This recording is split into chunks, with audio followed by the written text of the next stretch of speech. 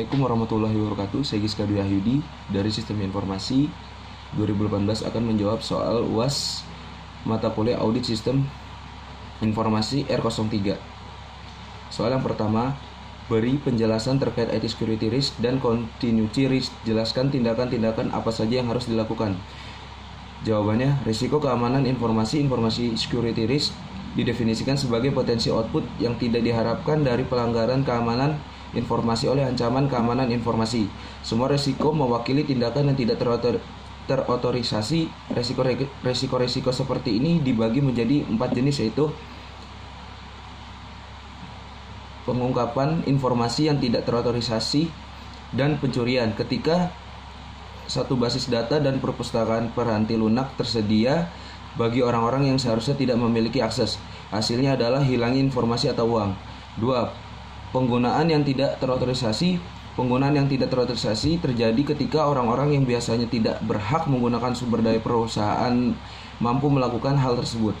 3. Penghancuran yang tidak terotorisasi dan penolakan layanan.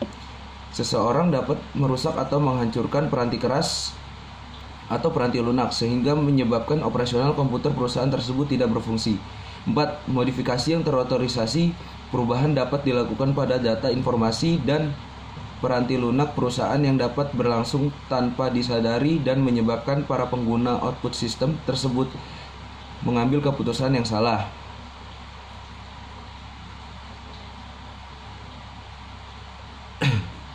Manajemen risiko atau manajemen risk. Manajemen risiko merupakan satu dari 2 strategi untuk mencapai keamanan informasi. Risiko dapat dikelola dengan cara mengendalikan atau menghilangkan risiko atau mengurangi dampaknya. Pendefinisian risiko terdiri atas 4 langkah.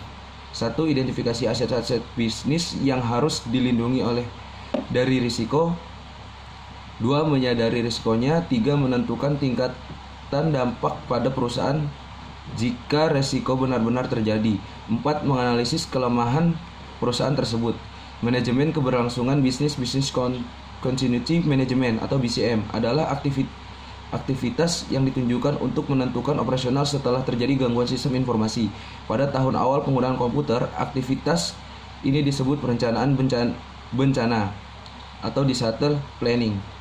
Namun istilah yang lebih positif, perencanaan kontingensi atau contingent plan.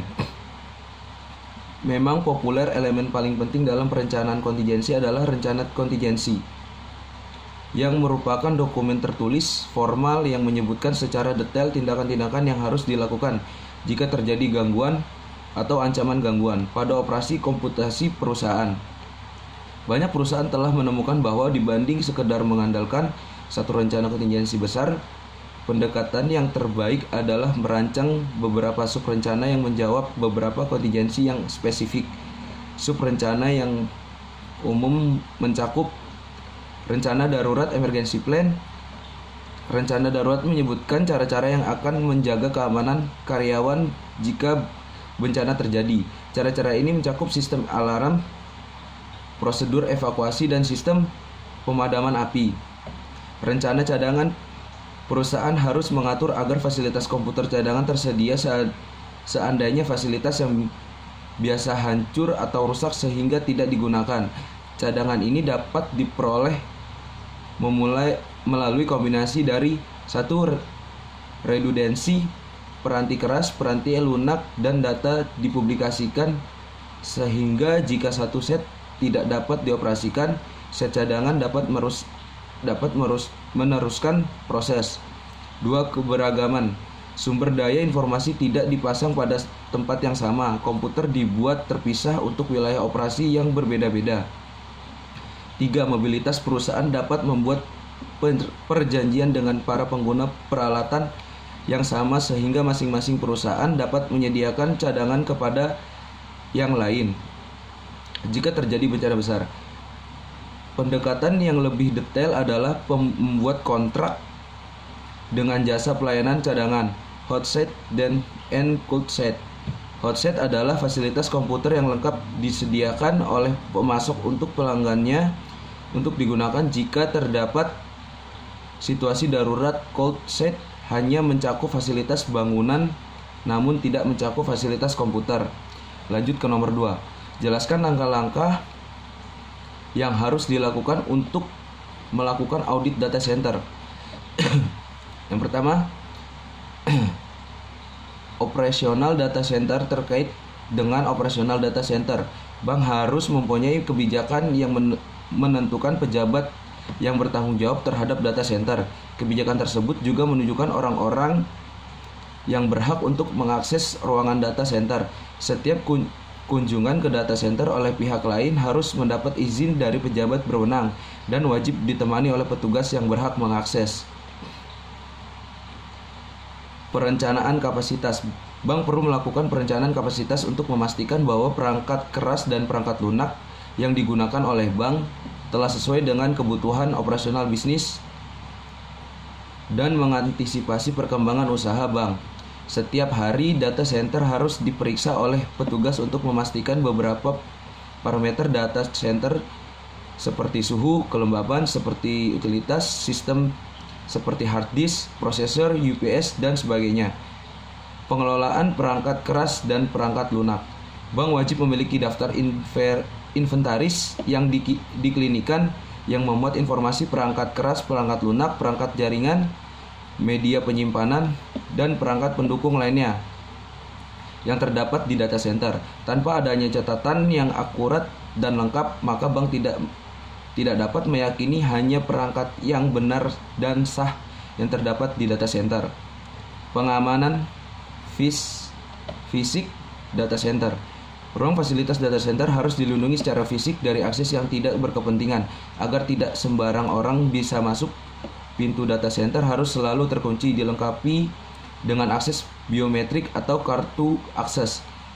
Lebih jauh lagi, penentuan lokasi gedung tempat lokasi data center juga harus aman baik dari bencana alam seperti banjir, gempa bumi, juga aman dari kerusuhan, kebakaran, dan sebagainya. Manajemen perubahan. Change management adalah prosedur yang mengatur penambahan, penggantian maupun penghapusan objek di lingkungan produksi. Objek yang dimaksud bisa berupa perangkat komputer, perangkat jaringan data, menu program, aplikasi, hingga proses.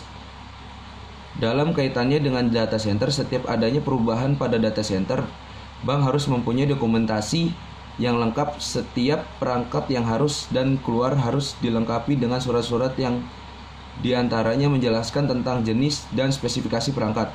Proses implementasi juga harus dicatat dan memperhatikan keberlangsungan operasional pada lingkungan produksi. Lanjut ke soal nomor 3. Jelaskan istilah berikut: routers, switches, firewalls.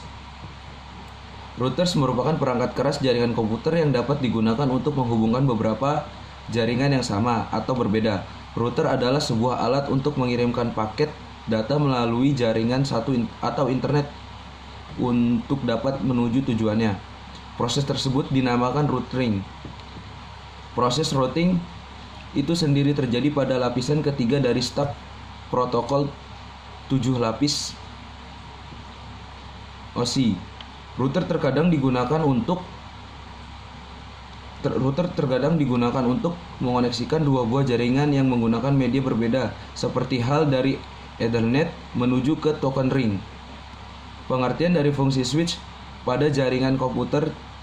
Jaringan switch atau hub switching adalah perangkat jaringan komputer yang menghubungkan segmen jaringan atau perangkat jaringan. Switch juga bekerja pada lapisan data link. Cara kerja switch hampir sama seperti bridge, tetapi switch memiliki sejumlah port sehingga sering dinamakan multi-port bridge. Fungsi switch adalah perangkat telekomunikasi yang menerima pesan di perangkat yang terhubung dengan dan kemudian mengirimkan pesan hanya untuk perangkat yang pesan dimaksud atau sebagai sentral konsentrator pada sebuah network. Hal ini membuat switch adalah perangkat lebih cerdas daripada hub yang menerima pesan dan kemudian mengirimkan ke semua perangkat lain pada jaringan, karena dapat mengecek frame yang error dan langsung membloknya. Perang switch dalam jaringan. Switch dapat beroperasi pada satu atau lebih lapisan dari model OSI, termasuk data link dan jaringan. Perangkat yang beroperasi secara simultan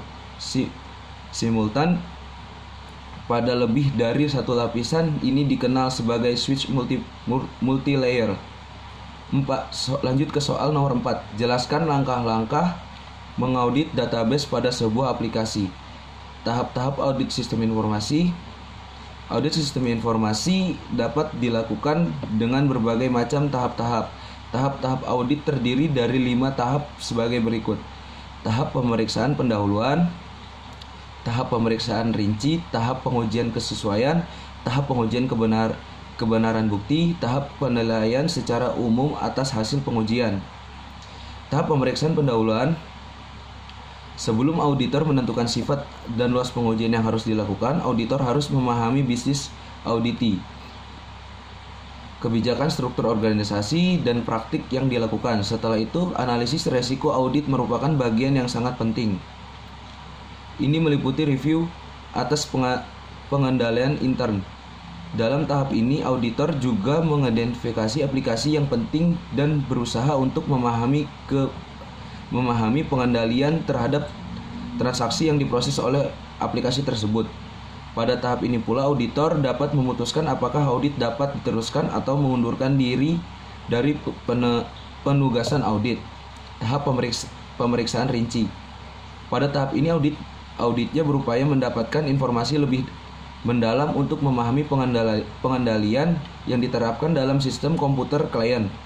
Auditor harus dapat memperkirakan bahwa hasil audit pada akhirnya harus dapat dijadikan sebagai dasar untuk menilai apakah struktur pengendalian intern yang diterapkan dapat dipercaya atau tidak. Kuat atau tidaknya pengendalian tersebut akan menjadi dasar bagi auditor dalam menentukan langkah selanjutnya. Tahap pengujian kesesuaian. Dalam tahap ini dilakukan pemeriksaan secara rinci saldo akun dan transaksi. Informasi yang digunakan berada dalam file data yang biasanya harus diambil menggunakan software cache. Pendekatan basis data menggunakan cache dan pengujian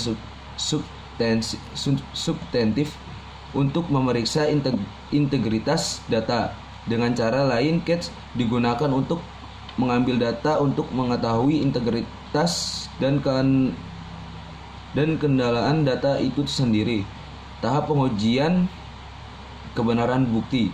Tujuan pada tahap pengujian kebenaran bukti adalah untuk mendapatkan bukti yang cukup kompeten. Pada tahap ini pengujian yang dilakukan adalah mengidentifikasi kesalahan dalam memproses data, menilai kualitas data, mengidentifikasi ketidakkonsistenan data, membandingkan data dengan penghitung fisik, konfirmasi data dengan sumber-sumber dari luar perusahaan. Tahap penilaian secara umum atas hasil pengujian. Pada tahap ini auditor diharapkan telah dapat memberikan penilaian apakah bukti yang diperoleh dapat atau tidak mendukung informasi yang diaudit. Hasil penilaian tersebut akan menjadi dasar bagi auditor untuk menyiapkan pendapatannya dalam laporan audit. Auditor harus mengintegritaskan hasil proses dalam pendekatan audit yang diterapkan. Audit meliputi struktur pengendalian intern yang diterapkan perusahaan yang mencakup 1. Pengendalian umum, 2. Pengendalian aplikasi yang terdiri dari pengendalian secara manual, pengendalian terhadap output sistem informasi, dan pengendalian yang sudah diprogram. Sekian dari saya, kurang lebihnya mohon maaf. Wassalamualaikum warahmatullahi wabarakatuh.